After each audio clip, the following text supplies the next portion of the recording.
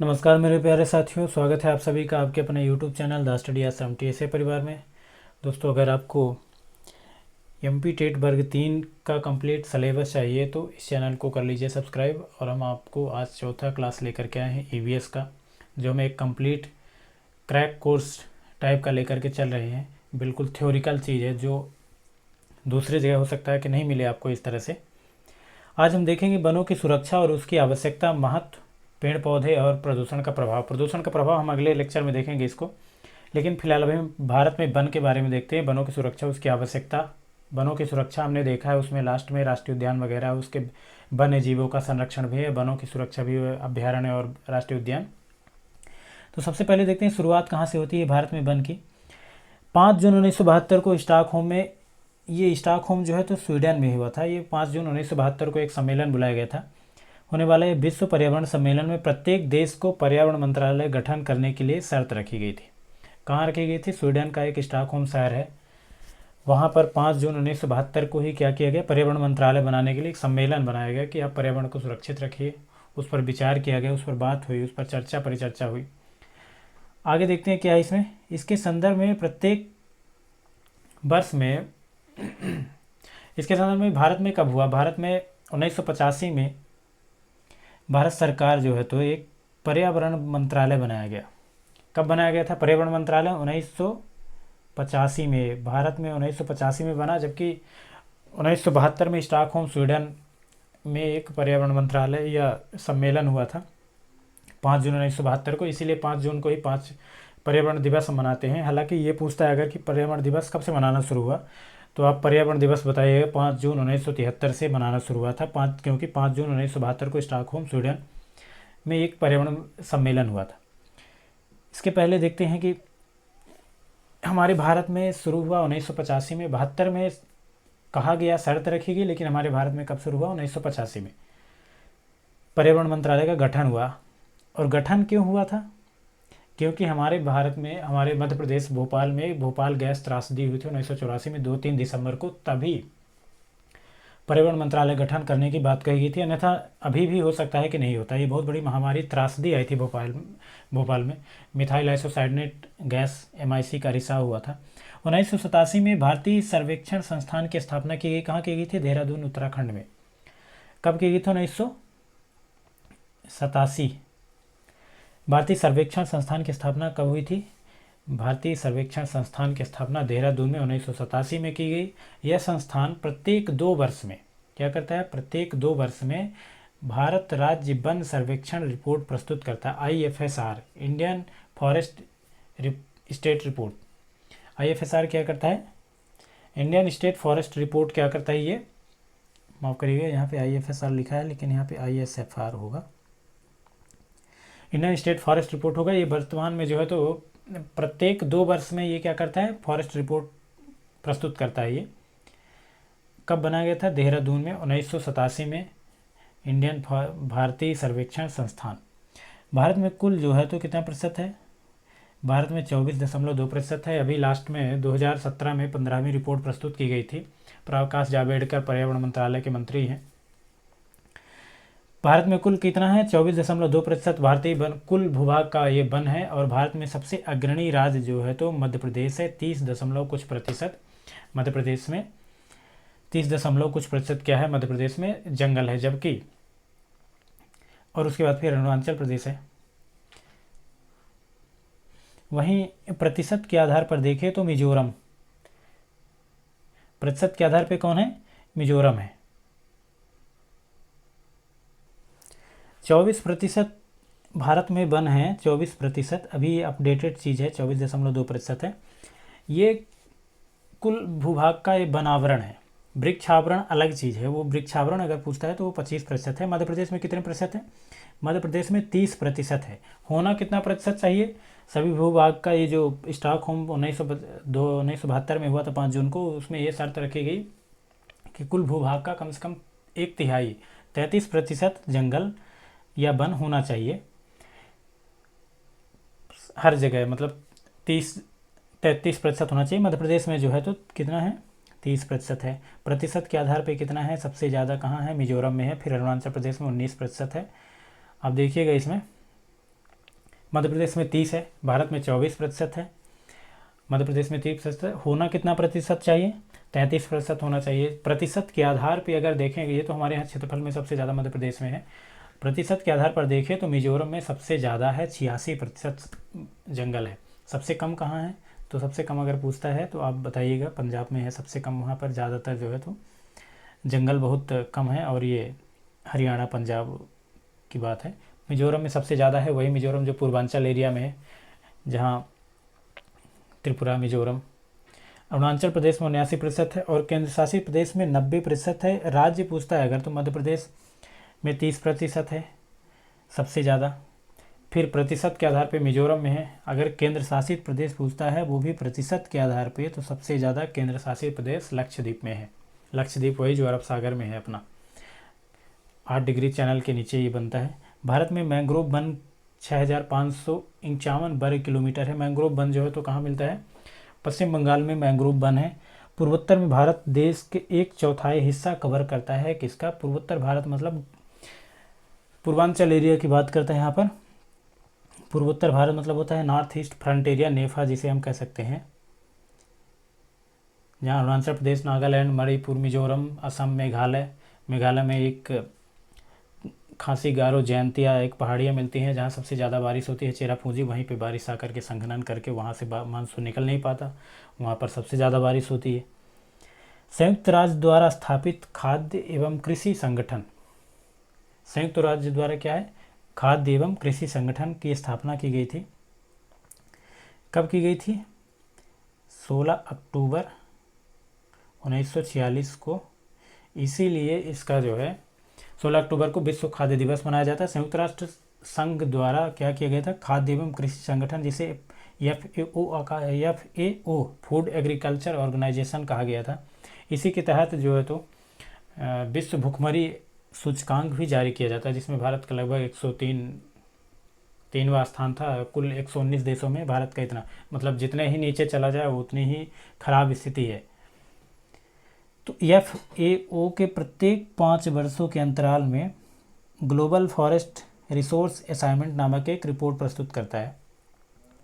यह रिपोर्ट 2015 की सबसे नवीनतम संस्करण है। इस रिपोर्ट के अनुसार विश्व में सर्वाधिक वन वाले देश कुछ इस प्रकार से हो सकते हैं। सबसे ज़्यादा वन जो है तो रूस में है। रूस जो एशिया महाद्वीप का सबसे बड़ा देश है। ये रूस ऐसा है जो रूस एशिया में और यूरोप में दोनों जगह है।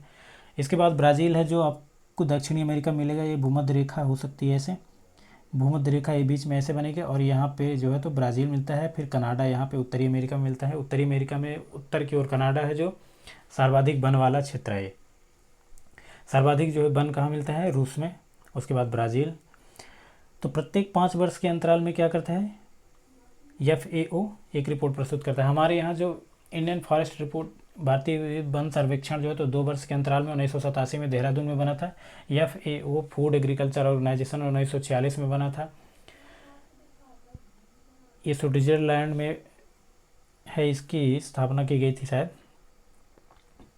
FAO ने 16 अक्टूबर 1946 को बना। इसी के तहत जो है तो हर 5 वर्ष में 2015 की सबसे नवीनतम संस्करण बनाई गई थी। विश्व बैंक में सर्वाधिक वन वाले देश इस प्रकार से हैं: रूस है, ब्राज़ील है, कनाडा है, और 10वां स्थान भारत का है। इससे पहले जो है तो रूस और ब्राज़ील और कनाडा जो है तो सबसे बड़े हैं। 10वां स्थान वनों में भारत का है। भारत में सबसे ज़्यादा वन मध्य प्रदेश में है। फिर इसके बाद अरुणाचल प्रदेश प्रतिशत के आधार पर है। भारत यहाँ पे है उत्तरी ध्रुव में, उत्तर पूर्वी ध्रुव कह सकते हैं इसको। और रूस यहाँ है, एशिया में उत्तर दिशा की ओर है। कनाडा यहाँ पे है, और यहाँ ब्राज़ील है। ये विषुवत रेखा है 0 डिग्री सेल्सियस, 0 डिग्री कह सकते हैं इसको। किसी भूमि पर बिना मानवीय हस्तक्षेप, महत्वपूर्ण टैगलाइन है यहाँ पे, इसको देखिएगा। किसी भूमि पर बिना मानवीय हस्तक्षेप के कोई भी वनस्पति या पेड़ पौधे अगर उग जाते हैं या हो जाते हैं बिना कोई मानवीय हस्तक्षेप के, तो उसे हम क्या कहते हैं? प्राकृतिक वनस्पति कहते हैं। प्राकृतिक वन है, प्राकृतिक वनस्पति, उसमें मनुष्य का कोई योगदान नहीं है। भारतीय वन्य जीव संस्थान कहाँ है? देहरादून में। वही भारतीय वन्य जीव संस्थान कहाँ है? वन्य जीव संस्थान भी देहरादून में। और भारतीय वन सर्वेक्षण भी देहरादून में है। कब बनाया गया था? 1987 में। बार बार बता रहा हूँ आपको, याद रखना है दोस्तों, आप नोट्स जरूर बनाइएगा। प्रॉपर तरीके से आपको दिया जा रहा है एकदम नोट्स। आपके घर में एक सरकारी सीट चाहिए तो आपको एक नोट्स बनाना ही पड़ेगा, खुद की गारंटी है, खुद नोट्स बनाइए। वन संवर्ती सूची का विषय है ये, संवर्ती सूची के विषय में बारे में बता रहा है। संवर्ती सूचियाँ होती, संघ सूची है, राज्य सूची है और एक संवर्ती सूची है। तो केंद्र सूची है जिसको बोलते हैं केंद्र सूची, राज्य सूची और संवर्ती सूची। तो संवर्ती सूची को हम संघ सूची के नाम से भी जानते हैं। इसमें क्या है कि मतलब दोनों देश, मतलब राज्य का भी है और केंद्र का, दोनों का हिस्सा है, जिसमें उस श्रेणी में आता है कौन, वन आता है। तो इसलिए संवर्ती सूची में रखा गया इसको। 1 जुलाई से 7 जुलाई 1 जुलाई से 7 जुलाई तक वन महोत्सव मनाया जाता है। आप हमें बताइएगा कि 1 अक्टूबर से 7 अक्टूबर के बीच क्या मनाया जाता था। अभी 1 अक्टूबर से 7 अक्टूबर के बीच में महोत्सव मनाया गया था। 1 जुलाई से 7 जुलाई के बीच में वन महोत्सव मनाया गया था। कब शुरू किया गया था? 1950 में। कौन शुरू किया था? के एम मुंशी, उस समय के पर्यावरण मंत्री थे। उन्होंने 1 जुलाई से 7 जुलाई तक वन महोत्सव एक शुरू किया था। कब शुरू किया था? 1950 में, याद रखना ये। राष्ट्रीय पर्यावरण अभियांत्रिकी संस्थान नागपुर में है। देखिए नागपुर कहाँ पर है? अगर राष्ट्रीय अभियांत्रिकी संस्थान कहाँ है? नागपुर, ये भारत है। यहाँ पर ये गुजरात हो गया और यहाँ क्या है? महाराष्ट्र है। और ये महाराष्ट्र में मध्य प्रदेश से अलग हुआ था विदर्भ। यहाँ मध्य प्रदेश से, यही विदर्भ से अलग हुआ था, उसी को बाद में आज नागपुर हम कहते हैं। नागपुर में ही सबसे ज़्यादा अभी राष्ट्रीय पर्यावरण अभियांत्रिकी संस्थान कहाँ है? नागपुर में है। और पारिस्थितिकी अनुसंधान केंद्र कहाँ है? बेंगलुरु में। अभियांत्रिकी संस्थान कहाँ है? नागपुर में है। और पारिस्थितिकी अनुसंधान, यहाँ पर ये अभियांत्रिकी, राष्ट्रीय पर्यावरण अभियांत्रिकी संस्थान के बारे में पूछ रहा है। तो ये अभियांत्रिकी संस्थान नागपुर में है और पारिस्थितिकी अनुसंधान केंद्र कहाँ है? बेंगलुरु में, वही कर्नाटक। भारतीय अनुसंधान संस्थान कहाँ है?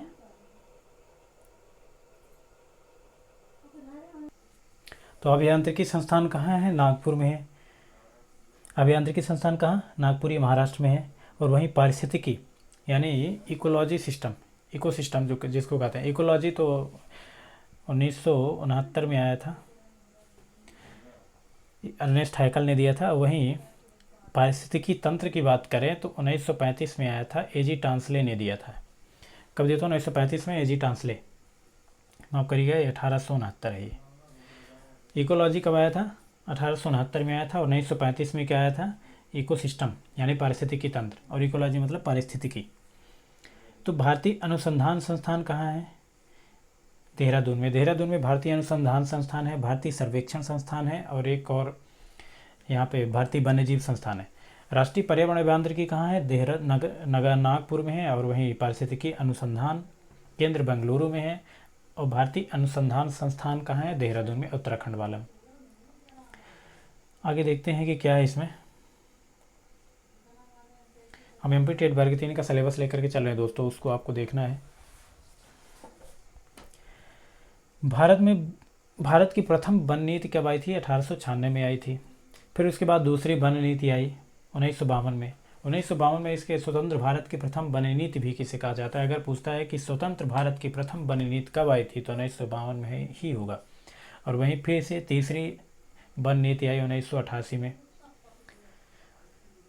1988 में कब आई थी? ये तीसरी वन नीति आई थी। नवीनतम संशोधन वन नीति कब आई? 1988 में। स्वतंत्र भारत की वन नीति 1952 में। प्रथम भारत की वन नीति जो है तो 1896 में आई थी।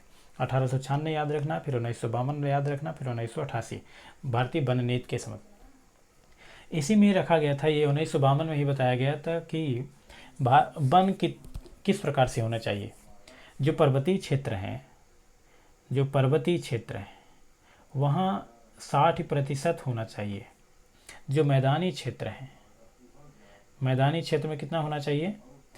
मैदानी क्षेत्र में 25% बताया। इसने बताया कि पर्वतीय क्षेत्र में कितना वन होना चाहिए? एवरेजली 33% तो होना चाहिए, लेकिन जो जंगल है, जो पर्वत है, वहाँ कितना? 60%। मैदानी भागों में कितना होना चाहिए? 25%।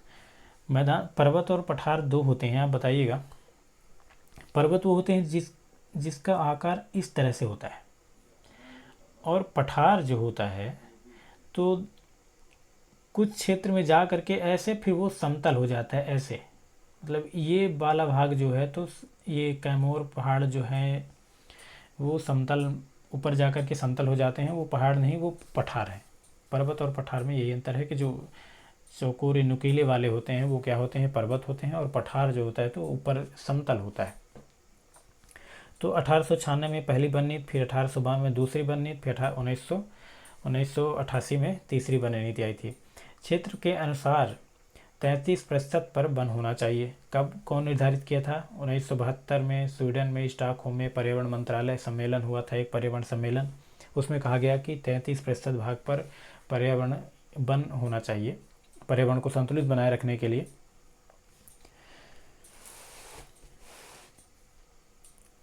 पर्वतीय क्षेत्रों में कितना होना चाहिए? 60% होना चाहिए। वहीं मैदानी भागों में, जहाँ जैसे पंजाब हो गया, उस क्षेत्रों में कितना होना चाहिए? मैदानी भागों में 25% होना चाहिए। भारतीय वन प्रबंधन संस्थान, इसमें आप बताइएगा कि भारतीय वन प्रबंधन संस्थान, इसके पहले और भी कोई संस्था थी क्या? 1982 में भोपाल में बना था भारतीय वन प्रबंधन। ये इम्पोर्टेंट हो जाता है मध्य प्रदेश की शिक्षा अगर मध्य प्रदेश के आप पेपर दे रहे हैं, यहाँ परीक्षा में बैठ रहे हैं, तो मध्य प्रदेश को यूटिलाइज किया जाएगा, उसको फोकस में रख करके प्रश्न पूछे जा सकते हैं। तो भारतीय वन प्रबंधन संस्थान कहाँ है? 1982 में बना भोपाल में। अभियांत्रिकी कहाँ है? अभियांत्रिकी बताइएगा। नागपुर में है। वहीं पारिस्थितिकी वन जो है तो देहरादून में है। तो भारतीय वन प्रबंधन संस्थान कहाँ है? 1982 में। भारत में पाए जाने वाले वनों के प्रकार भी इस प्रकार से हैं।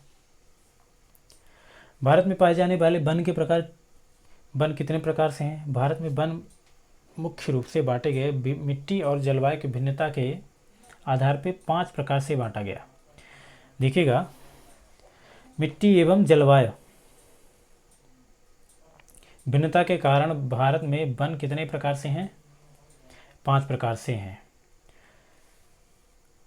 सबसे पहला कौन सा है? उष्णकटिबंधीय सदाबहार वन, इसे या अर्ध सदाबहार वन। जब मंजिलों ने हौसलों से कहा, हौसलों से तेरे बस की बात नहीं है, तो हौसलों ने मंजिलों की आंखों में आंखें डाल के कहता है कि चल झूठी तेरी इतनी औकात नहीं। दोस्तों आइए एकदम धुआं करते हैं, ऐसे पढ़ेंगे कि पेपर एग्जामिनर सोचेगा कि हम सवाल पूछे तो पूछे कहाँ से। एक बार हम ऐसे थ्योरिकल चीज़ पढ़ करके चलेंगे जो हमें, और नोट्स प्रॉपर तरीके से बनाएंगे जो हमें एक्यूरेट चीज़ याद रहेगी। दूसरे की गारंटी हम नहीं ले सकते। अपने हाथों से नोट्स बनाइए और पढ़िए, फिर देखिए। अगर आप दूसरे के भरोसे रहेंगे, PDF मिल जाएगा, यहाँ से पढ़ेंगे, ऐसे करके पढ़ेंगे, वो सफलता की गारंटी नहीं है। सफलता की गारंटी है खुद के नोट्स बनाइए और प्रॉपर तरीके से पढ़ाई करें। उष्णकटिबंधीय सदाबहार वन जो है तो कहाँ कहाँ है? उष्णकटिबंधीय सदाबहार वन, इसका भौगोलिक विस्तार देखते हैं भौतिकी कि होता कहाँ है, कहाँ कहाँ है। तो पश्चिमी घाट का ये पश्चिमी ढलान, पश्चिमी घाट का पश्चिमी ढलान, पूर्वांचल की पहाड़ियाँ, अंडमान निकोबार द्वीप समूह, यहीं पे एक बनाते हैं नक्शा, आपको दिखाते हैं। ये भारत का नीचे का भाग है, ये पूर्वांचल समझिए। ये पश्चिमी घाट है, ये उत्तर दिशा की ओर है, ये उत्तर दिशा है, तो ये पश्चिमी घाट हो गया ये। और पश्चिमी घाट का ये पश्चिमी ढलान इधर का, ये पूर्वी ढलान हो जाएगा, लेकिन ये पश्चिमी ढलान है। तो पश्चिमी घाट का पश्चिमी ढलान जो है तो कहाँ है? उष्णकटिबंधीय सदाबहार वन। और पूर्वांचल की पहाड़ियाँ, ये है पूर्वांचल की पहाड़ियाँ, ये यहाँ असम, मेघालय, नागालैंड, अरुणाचल प्रदेश, मणिपुर में एक लोकटक झील है जो तैरता हुआ कहते हैं, तैरती हुई झील कहते हैं वहीं पे। और अंडमान निकोबार द्वीप समूह यहाँ है। 9 डिग्री 11 डिग्री चैनल यहीं से अलग होते हैं। तो भौगोलिक विस्तार तो हमने देख लिया, भारत के पश्चिमी घाट और पश्चिमी ढलान में होता है, पूर्वांचल की पहाड़ियों में होते हैं। अंडमान निकोबार द्वीप समूह में किसका? उष्णकटिबंधीय सदाबहार वन और अर्ध सदाबहार वन। देखते हैं जलवायु क्या कैसे रहता है इसमें। उष्णकटिबंधीय सदाबहार वन में 22 डिग्री टेम्परेचर होना चाहिए और 200 सेंटीमीटर तक बारिश होती है। 200 सेंटीमीटर बारिश, 22 डिग्री टेम्परेचर होता है, 200 सेंटीमीटर बारिश होती है। और वहीं जो है तो पश्चिमी घाट पश्चिमी ढलान में मिलता है। कहाँ? ये उष्णकटिबंधीय सदाबहार वन की बात कर रहा है। कितना होना चाहिए? 22 डिग्री तक कितना होता है यहाँ का टेम्परेचर होता है। वर्षा 200। प्रमुख वनस्पतियाँ जो लकड़ी मिलती है वहाँ की वनस्पतियाँ क्या है? रोडवुड है, हालांकि इसमें भी सदाबहार वनों में आते हैं। अगर ये देखते हैं रोडवुड एनी एवनी, आपने सुना होगा रोडवुड एनी एवनी महोगनी के बारे में। ये आपको छोटे कक्षाओं में, ईवीएस की कक्षाओं में, पुस्तकों में मिल जाएगा। तो रोडवुड एनी एवनी को ऐसे ही याद रखना है, इसका कोई ट्रिक नहीं है। प्रमुख वनस्पतियाँ ये उष्णकटिबंधीय का है, तो ऐसे याद रखेंगे कि रोडवुड एनी एवनी जो है तो पश्चिमी घाट के पश्चिमी ढलान में मिलता है। पश्चिमी घाट की ढलानों में कौन कौन से प्रदेश आते हैं, तो वहाँ पे महाराष्ट्र हो गया, गुजरात है, और नीचे चले आएंगे तो गोवा, कर्नाटक, केरल। तो ये सब कहाँ मिलते हैं, रोडवुड एनी एवनी इस क्षेत्र में मिलते हैं। और वहीं साइडर और कैल जो है, साइडर कैल ये अर्ध सदाबहार वन है, अर्ध सदाबहार वनों में मिलते हैं। पश्चिमी घाट में भी मिलते हैं, पूर्वांचल की पहाड़ियों में भी मिलते हैं, वहीं अंडमान निकोबार द्वीप समूह में मिलते हैं। अंडमान निकोबार द्वीप समूह में एक ज्वालामुखी है, सक्रिय ज्वालामुखी, जो एशिया की सक्रिय ज्वालामुखी है, भारत की भी है। उष्णकटिबंधीय सदाबहार वन, पर्णपाती वन, हमने उष्णकटिबंधीय सदाबहार वन देखा, उष्णकटिबंधीय पर्णपाती वन देखेंगे। उष्णकटिबंधीय पर्णपाती वन, यह वन मानसूनी वन के नाम से भी जाना जाता है। क्या है यह वन?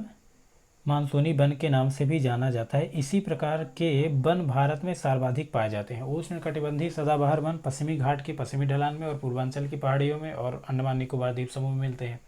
उष्णकटिबंधीय पर्णपाती वन जो है तो यह वन मानसूनी वन के नाम से भी जाना जाता है। इसी प्रकार के वन भारत में सर्वाधिक रूप से पाए जाते हैं। जल की उपलब्धता के आधार पर इसे 2 भागों में बांटा गया।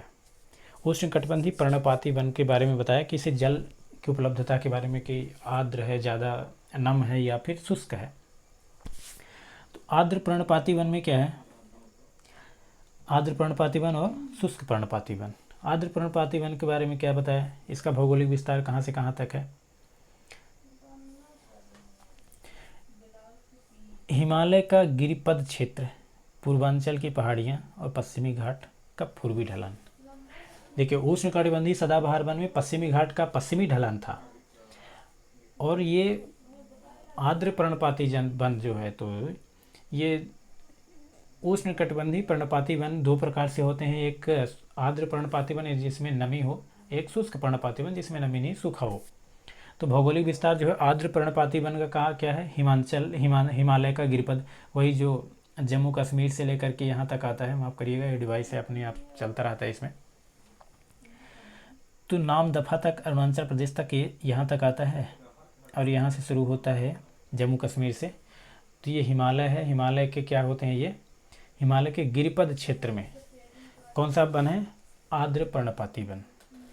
वहीं पूर्वांचल की पहाड़ियों में जहाँ उष्णकटिबंधीय सदाबहार वन पाए जाते हैं, तो ये वाले भी वन है। आर्द्र पर्णपाती वन भी कहाँ, पूर्वांचल की पहाड़ियों में, वहीं अरुणाचल प्रदेश, नागालैंड, मणिपुर।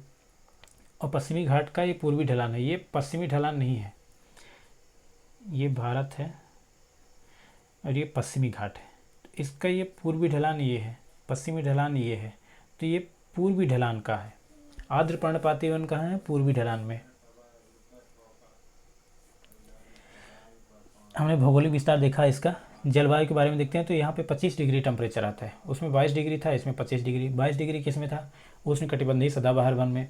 25 डिग्री किस में है, ये आर्द्र पर्णपाती वन में, जिसे या उष्णकटिबंधीय। एक कटिबंधीय का मतलब क्षेत्र होता है। आप देखिएगा, जैसे अगर हम देखते हैं कि ये पृथ्वी है, इसकी भूमध्य रेखा ये है, भूमध्य रेखा में 23.5 डिग्री नीचे चलेंगे तो मकर रेखा हो गया, शायद 23.5 डिग्री ऊपर चले गए तो ये कर्क रेखा हो गई। इसमें जो ये देशांतर रेखा बनती है, ऐसे ऐसे ये चारों तरफ ये जो क्षेत्र बसते हैं, ये क्षेत्र ये कटिबंधीय, यही कटिबंध कहलाता है। तो जलवायु क्या है, 25 डिग्री टेम्परेचर होता है इसमें। आर्द्र पर्णपाती वन में 100 से 200 सेंटीमीटर बारिश होती है, 100 से 200 सेंटीमीटर, और उसमें 200 सेंटीमीटर बारिश हो रही थी सदाबहार वन में, इसमें 100 से 200 हो रही। तापमान इसमें जो तो 25 है, उसमें 22 हो रहा था। प्रमुख वनस्पतियाँ इसमें जो है तो साल है, सागौन है, शीशम, हर्रा, महुआ, आंवला, क्योंकि इसमें जो है तो आर्द्र पर्णपाती, इसमें जो है तो ये नम भूमि पर होता है। साल है, सागौन है, शीशम है, हर्रा, महुआ, आंवला, ये आपके क्षेत्र में, अगर आप गांव से बिलोंग करते हैं तो आप इनके बारे में जानते भी होंगे, तो आप याद रखेंगे कि पर्णपाती वन में आर्द्र पर्णपाती वन की वनस्पतियाँ हैं। हमने उसमें देखा था रोडवुड एनी एवनी, इसमें है कि साल, सागौन है, तो ये पर्णपाती वन है। मुख्यतः ये साल, सागौन, शीशम के बारे में पूछता है इसे। हम चलते हैं आगे। शुष्क पर्णपाती वन के बारे में। आर्द्र पर्णपाती वन में हमने देखा 25 डिग्री टेम्परेचर होता है, 100 से 200 सेंटीमीटर बारिश। वहीं उष्णकटिबंधीय सदाबहार वन में 200 सेंटीमीटर से ऊपर बारिश, 22 डिग्री टेम्परेचर होता है। इसमें हम देखते हैं शुष्क पर्णपाती वन यानी सूखा। भौगोलिक विस्तार के बारे में इसको देखेंगे। भौगोलिक विस्तार के बारे में क्या है इसमें, भारतीय प्रायद्वीप के क्षेत्र वह भाग जहाँ अल्प वर्षा होती है, जैसे यूपी और बिहार। प्रायद्वीपीय क्षेत्र ऐसा वो क्षेत्र होता है जहाँ चारों तरफ से पानी से घिरा हुआ होता है। देखिएगा ये भारत है, ये इसके निचले हिस्सा है, लेकिन ये चारों तरफ से इधर अरब सागर है, इधर है अंडमान निकोबार द्वीप समूह, ये बंगाल की खाड़ी में है, यहाँ पर पश्चिम बंगाल है। तो ज़्यादातर ये प्रायद्वीपीय क्षेत्र कहलाते हैं। यहाँ से यहाँ तक ये प्रायद्वीपीय क्षेत्र, नीचे का मानिए कि ये प्रायद्वीपीय क्षेत्र है, लेकिन यहाँ पे यूपी और बिहार यहीं पे है। तो ये भौगोलिक विस्तार शुष्क पर्णपाती वन, यूपी बिहार मध्य प्रदेश सभी यहाँ पे बारिश कम होती है और यहीं पे शुष्क पर्णपाती वन होते हैं। यहाँ का टेम्परेचर अमूमन लगभग 28 डिग्री टेम्परेचर होता है। 22 डिग्री टेम्परेचर हो रहा था सदाबहार वन का, 25 डिग्री आर्द्र पर्णपाती वन का। वहीं वर्तमान में इसमें 28 डिग्री टेम्परेचर हो रहा था लगभग जलवायु का। यहाँ पर 70 से 100 तक की मध्य बारिश होती है इसमें। जलवायु में क्या, उसमें सबसे ऊपर वाले में 200 सेंटीमीटर बारिश, फिर उसके बाद 100 से 200 सेंटीमीटर बारिश आर्द्र पर्णपाती वन में। शुष्क पर्णपाती वन में 70 से 100 के बीच में आ गया। यहीं पर आप यहाँ के वनस्पतियों के बारे में देखें तो तेंदू, पलाश, अमलतास, बेल हो गया, खैर हो गया, मतलब इस तरह से अक्सलवुड, ये ध्यान रखिए तेंदू पलाश है।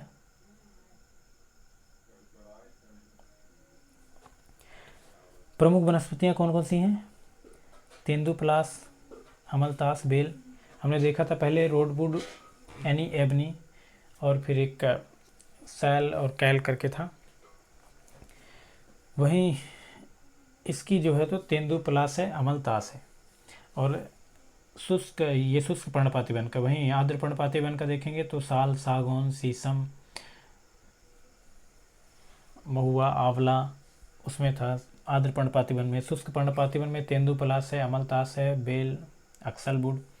हम आगे चल कर देखते हैं उष्णकटिबंधीय वन। हमने उष्णकटिबंधीय सदाबहार वन देखा, हमने उष्णकटिबंधीय पर्णपाती वन देखा। अब हम उष्णकटिबंधीय वन देखेंगे, कांटेदार वन जो होते हैं। उष्णकटिबंधीय कांटेदार वन क्या है, भौगोलिक विस्तार इसका राजस्थान के अरावली के पूर्वी क्षेत्र है। राजस्थान ऐसे ये भारत का नक्शा बनता है ऐसे ऐसे करके, तो ये राजस्थान का ये क्षेत्र यहाँ है। यहाँ से लेकर के यहाँ तक अरावली पर्वत है। अब यहाँ से लेकर के अरावली, राजस्थान, गुजरात से लेकर के पंजाब, हरियाणा तक ये अरावली का विस्तार देखा जाता है। सबसे प्राचीनतम पर्वत श्रेणी है ये, सबसे प्राचीनतम। ये विश्व की, आप समझिए विश्व में एक तो आगे अमेरिका में मिलेगा, लेकिन ये अब एशिया का ये सबसे प्राचीनतम है अरावली पर्वत। तो भौगोलिक विस्तार ये उष्णकटिबंधीय कांटेदार वन। आप राजस्थान का वैसे भी ध्यान रखिएगा, खेजड़ी का वृक्ष वहाँ पे मिलते हैं, जहाँ पे वैसे भी रेगिस्तान कहा जाता है, वहाँ पे राजस्थान में रेता ही रेता है चारों तरफ। तो पूर्वी क्षेत्र है, दक्षिण पूर्वी में पंजाब, हरियाणा, राजस्थान, यूपी, बिहार, एमपी लगभग सभी उष्णकटिबंधीय कांटेदार वन कहते हैं, क्योंकि हमने देखा था कि जो प्रायद्वीपीय क्षेत्र हैं वहाँ पे ऐसे ही है। तो राजस्थान में सबसे मुख्य रूप से है कि अरावली का ये पश्चिमी, अरावली का पूर्वी क्षेत्र है। वहीं दक्षिण पश्चिम पंजाब, दक्षिण और पश्चिम पंजाब, पंजाब का मतलब दक्षिणी और पश्चिमी भाग जो है, वहीं हरियाणा पंजाब के ही बगल में है। दोनों की राजधानी पंजाब, हरियाणा की राजधानी एक ही चंडीगढ़। राजस्थान, यूपी, बिहार, एमपी भी है जो, तो एमपी में भी ज़्यादातर क्या है उष्णकटिबंधीय कांटेदार वन। हमने 3 प्रकार के वन पढ़ लिए। उष्णकटिबंधीय सदाबहार वन, उससे अर्ध सदाबहार वन भी उसी श्रेणी में रखते हैं। उष्णकटिबंधीय पर्णपाती वन, उष्णकटिबंधीय पर्णपाती वन में भी 2 प्रकार के होते हैं, एक आर्द्र पर्णपाती वन होता है, एक शुष्क पर्णपाती वन होता है। सबके टेम्परेचर और तापमान हमने देखा था उसमें। इसमें इसकी प्रमुख है, इसमें भी लगभग 28 डिग्री टेम्परेचर होता है। हमने देखा था कि शुष्क पर्णपाती वन में भी 28 डिग्री होती है, लेकिन वहाँ पे बारिश 70 से 100 सेंटीमीटर होती है। यहाँ पे 50 सेंटीमीटर बारिश होती है, 50 से भी कम होती है उष्णकटिबंधीय सदाबहार वन। आप देखिएगा कि मध्य प्रदेश, यूपी, बिहार, राजस्थान, हरियाणा में क्या है कि बारिश लगभग अमूमन कम होती है अपेक्षाकृत। केरल या पंजाब, माफ़ करिए, केरल हो गया जो मालाबार तट में सबसे ज़्यादा बारिश होती है। वहीं बंगाल की बात करें तो बारिश होती है वहाँ पे सबसे ज़्यादा बारिश। तो भारत में चेरापूंजी में होती है, मेघालय की गारो, खासी, जयंतिया पहाड़ियों में।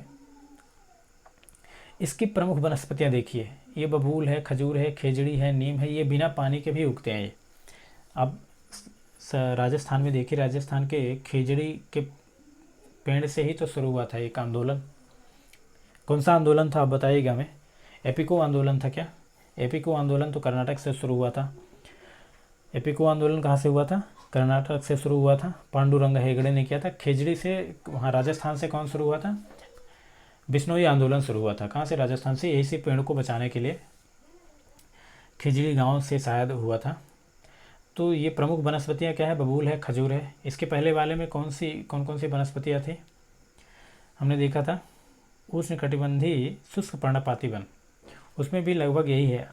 सेमल था, अमलतास, अक्सलवुड। प्रमुख वनस्पतियाँ इसकी बबूल, खजूर है।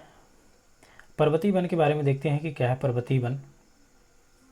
पर्वतीय वन में इसमें भी एक दो प्रकार से बांटा गया है। उत्तरी पर्वतीय वन है और दक्षिणी पर्वतीय वन। उत्तरी पर्वतीय वन का सीधा सा मतलब है उत्तर भारत, और दक्षिण भारत दो पर्वतीय है। मतलब उत्तर भारत को आप ऐसे समझिए जम्मू कश्मीर, उत्तर प्रदेश, बिहार, हरियाणा, हिमाचल प्रदेश। और दक्षिण भारत से मतलब है कि जहाँ केरल, तमिलनाडु, आंध्र प्रदेश, कर्नाटका की बात की जाए। तो उत्तरी भारत में वन की प्रमुख वनस्पतियाँ, यहाँ पे प्रमुख वनस्पतियों के बारे में बात करें, ओक, चेस्टनट, देवदार हो गया, चीड़ हो गया। ये सदाबहार वनस्पतियों में भी आता है चीड़, सदाबहार वनों की भी है, क्योंकि ये सदाबहार वन कहाँ पाए जाते हैं? वहीं पश्चिमी घाट के पश्चिमी ढलान में सदाबहार वन पाए जाते हैं। तो ये भी तो वही है। माफ़ करिएगा, ये उत्तरी पर्वतीय की बात कर रहे हैं। दक्षिण पर्वतीय जो है तो वहाँ पाया जाएगा। तो ये ओक, चेस्टनट, देवदार, चीड़ सदाबहार वनों की वनस्पतियाँ हैं। दोस्तों ये बनाने में मेहनत पड़ती है बहुत ज़्यादा। आप हमें इस चैनल को सब्सक्राइब करिएगा। हमने प्रॉपर तरीके से नोट्स अपने हाथों से लिखा है। लिखावट में कुछ भी हो सकता है, लेकिन कंटेंट आपको भरपूर मिलेगा। हम भी इसको कंप्यूटर से लिख सकते हैं, टाइप करवा सकते हैं, कर सकते हैं, लेकिन वो उसमें इतना अच्छे तरीके से हम एक्सप्लेन और खुद की बनाई हुई नोट्स अपने हाथों से वो याद रहता है। किस चीज़ को आप कहाँ पे प्लेसमेंट करके रखें वो याद रहता है, माइंड में सेट रहता है। तो उत्तरी पर्वतीय की ओक, चेस्टनट, देवदार, चीड़। और चीड़ ये इसी चीड़ से जो है तो क्या बनाया जाता है? फर्नीचर वगैरह। देवदार है, चीड़ है। तो इसी चिनारी, बैतल, ये जो है तो इसमें क्या है? सदाबहार की वनस्पतियाँ हैं। चिनारी, बैतल क्या की है? कश्मीरी ये लकड़ी है। चिनारी, बैतल जो कहाँ होती है? कश्मीर। मजबूत जो है तो लकड़ियाँ, इसकी फर्नीचर बनाए जाते हैं। कश्मीरी कास्ट कहते हैं। मास लाइकेन जो है तो ये टुंड्रा प्रदेश, मास लाइकेन जो है तो ये टुंड्रा प्रदेश की वनस्पतियाँ हैं। टुंड्रा प्रदेश मतलब ठंडे प्रदेश। ठंडे प्रदेश से मतलब ध्रुवीय क्षेत्रों का। उत्तरी ध्रुव, दक्षिणी ध्रुव में क्या मिलता है? ये मास और लाइकेन, ये वनस्पतियाँ। ये तो उत्तरी ध्रुव की बात कर रहा है, तो टुंड्रा प्रदेश सबसे क्या है? ठंडा प्रदेश। तो उत्तरी पर्वतीय वन है ये। तो इसलिए मास लाइकेन कहाँ मिला? तो उत्तरी पर्वतीय में। ओक, चेस्टनट, देवदार, चीड़ कहाँ मिलेगा? तो उत्तरी पर्वतीय क्षेत्र में। दक्षिणी पर्वतीय क्षेत्र में नीलगिरी हो गया, अन्नामलाई हो गया, पालनी की पहाड़ियाँ, वही अगस्तमलाई हो गए। आप हमें कमेंट बॉक्स में बताइएगा दोस्तों कि नीलगिरी की सबसे ऊंची श्रेणी, शिखर कौन सी है और कितने मीटर है? नीलगिरी की सबसे ऊंची या दक्षिण भारत की सबसे ऊंची चोटी? तो नीलगिरी, अन्नामलाई कहाँ है? ये सब ऐसे, ये भारत का नक्शा आप समझिए। तो नीलगिरी यहीं पे है, अन्नामलाई यहीं है। ये पालनी की पहाड़ियाँ जो है तो ये केरल और ये तमिलनाडु को जोड़ती हैं। यहाँ पे पालनी की पहाड़ियाँ, यहीं पर क्या है? दक्षिण पर्वतीय पे सारे कटिबंध क्या मिलते हैं? ये यहाँ पाए जाने वाले शीतोष्ण कटिबंधीय वन भी कहा जाते हैं इनको। क्या कहा जाता है? शीतोष्ण कटिबंधीय। वहीं सोलास वन, माफ़ करिए, सोलास वन कहते हैं इसको। किसको? दक्षिण पर्वतीय में जो ये शीतोष्ण कटिबंधीय वन पाए जाते हैं, अन्नामलाई, अगस्तमलाई, ये पालनी की पहाड़ियों में, तो इसे सोलास भी कहते हैं। वनस्पतियाँ कौन कौन सी होती है? सिनकोना, मैग्नोलिया, रैलेर, सिनकोना। बताइए कि सिनकोना से क्या बनाया जाता है? सिनकोना कुनैन बनाया जाता है क्या? कुनैन बनाया जाता है, आप बताइएगा हमें। कुनैन बनाया जाता है इसमें से। मलेरिया की दवा बनाई जाती है सिनकोना से, कुनैन से। दोस्तों इसमें आगे चल कर देखते हैं कि पांचवा प्रकार जो है तो बेलाचली मैंग्रोव वन। आप हमें बताइएगा कि क्या हमें और इसमें क्या इंप्रूवमेंट कर सकते हैं दोस्तों, और साथ ही बताइए क्या हम इसमें क्वेश्चन आंसर की सीरीज भी नीचे इसमें एक लगाएं। जो हमने थ्योरिकल चीज़ देख रहे हैं इसमें क्या हम क्वेश्चन आंसर की सीरीज भी लगाएं इसमें। तो देखते हैं कि क्या है बेलाचली मैंग्रोव वन। इस प्रकार के वन का विस्तार जो है तो भूमध्य रेखा के लगभग 25 डिग्री उत्तरी अक्षांश, 25 डिग्री दक्षिणी अक्षांश पे मिलता है। सामान्यतः तटीय इलाकों पर नदियों के डेल्टाई क्षेत्रों में पाए जाते हैं। मैंग्रोव वन जो है तो डेल्टाई क्षेत्र में जो नदियों द्वारा बहा करके मिट्टी लाई जाती है, एक मोस्ट तरीके से आप कहें तो खांदर जिसे हम कहते हैं, इसमें ज़्यादातर जलोढ़ या पंक मिट्टी कहते हैं इसको। तो यहाँ मैंग्रोव वन पाया जाता है। हमने बताया था कि 6551 वर्ग किलोमीटर भारत में पाया जाता है। मैंग्रोव वन कहाँ पाया जाता है? बंगाल में पाया जाता है, बंगाल का डेल्टाई सुंदरबन प्रदेश। तो डेल्टाई क्षेत्रों में ये वन पाया जाता है मैंग्रोव वनस्पति, जिसके नाम से इन्हें मैंग्रोव वन भी कहा जाता है। और भारत में कहाँ मिलता है ये? सुंदरबन पश्चिम बंगाल में। कितना है? 6551 वर्ग किलोमीटर। तो डेल्टाई क्षेत्र में तो बेलाचली कहाँ है? ये अगर हम इसकी बात करें कि 25 डिग्री तो ये पृथ्वी हो गई, भूमध्य रेखा ये 0 डिग्री है, 25 डिग्री नीचे ये मकर रेखा, माफ़ करिए 25 नहीं 23.5 है, लेकिन 25 डिग्री और 25 डिग्री ऊपर कर्क रेखा।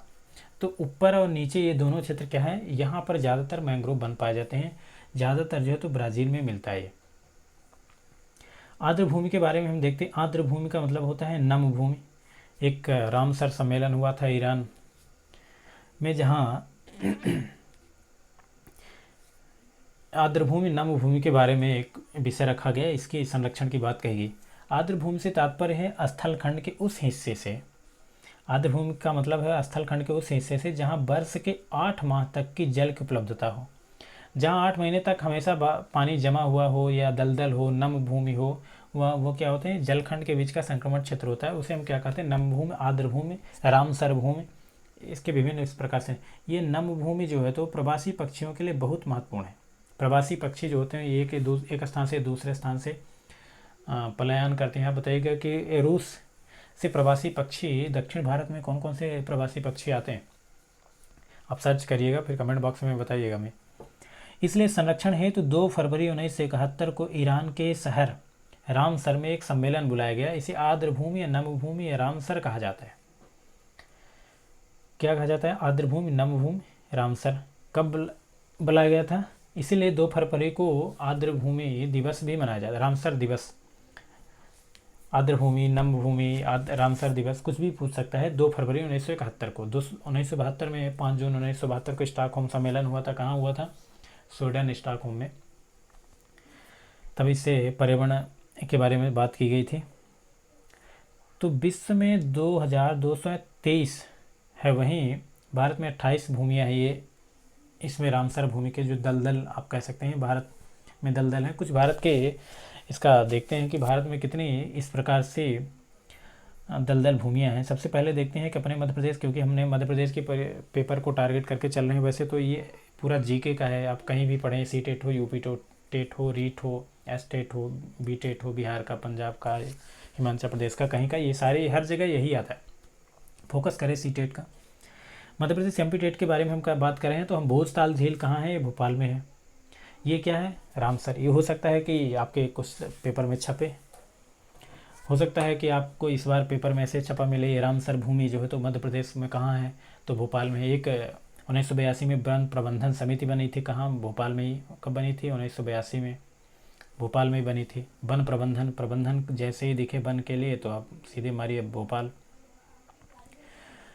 सीधे छाप दीजिए, एकदम धुआं कर दीजिए पूरा पेपर को। तो भोजताल झील कहाँ है? भोपाल में है। अष्टमुदी बेम्बनाद, आप वैसे भी देख रहे हैं, अष्टमुदी, अगस्तमलाई सब कहाँ है? दक्षिण भारत की है। तो अष्टमुदी बेम्बनाद रामसर भूमि जो है तो ये केरल में है। भीतरकनिका चिल्का झील जो है तो आपने राष्ट्रीय उद्यान के बारे में सुना होगा, चिल्का झील है यहीं पे। एक सिमलीपाल उड़ीसा में है। आप जानते हैं कि उड़ीसा में सबसे ज़्यादा खनिज की बात करें तो सबसे ज़्यादा उड़ीसा, राजस्थान संपन्न प्रदेश हैं। भीतरकनिका कहाँ है? आप जैसे देखें भीतरकनिका एक राष्ट्रीय उद्यान भी है, तो कहाँ है? तो आप अगर उसको याद रखें तो याद करने की ज़रूरत ही नहीं, चिल्का झील है यहाँ पे। अष्टमुदी बेम्बनाद कहाँ है? केरल में। लोकटक झील ये तैरती हुई झील है, ये कहाँ? मणिपुर में। ये भी है। यहाँ पे भारत में 28 भूमियाँ हैं, जिसको अगर आप कहेंगे तो हम पूरा एक किनारे से लिस्ट बना करके आपको दे देंगे। और चंद्रताल झील जो है तो ये हिमाचल प्रदेश में है। चंद्रताल रेणुका कहाँ है? हिमाचल प्रदेश में। तो भोजताल हो गया भोपाल में, अष्टमुदी बेम्बनाद केरल में, भीतरकनिका चिल्का झील कहाँ है? उड़ीसा में। आपको दिख रहा है उड़ीसा, ये भारत है तो उड़ीसा यहाँ पे है, बंगाल के नीचे। फिर उत्तर भारत में चले जाए तो यहीं पे मणिपुर है, यहीं पे लोकटक झील है, जो तैरती हुई झील है। यहाँ पे एक डांसिंग डियर मिलती है, उसको हम डांसिंग डियर, उछल उछल के चलती है तो उसको डांसिंग डियर कहते हैं। चंद्रताल रेणुका जो है तो हिमाचल प्रदेश में है। हिमाचल प्रदेश उत्तर भारत की बात करते हैं, जहाँ पे आपको कुछ दर्रे देखने को मिलते हैं। आप बताइए कौन कौन से दर्रे होते हैं वहाँ पे। तो दोस्तों आज यहीं तक रहेगा। आप इसके आगे की चर्चा हम नेक्स्ट वीडियो में करेंगे। ईवीएस को हम लेकर के चल रहे हैं थ्योरिकल चीज़। अगर आपको अच्छा लगता है कि हम इसमें क्वेश्चन आंसर की सीरीज़ लगाएं तो आप हमें कमेंट बॉक्स में बताइएगा। नेक्स्ट वीडियो में हम लाने की कोशिश करेंगे।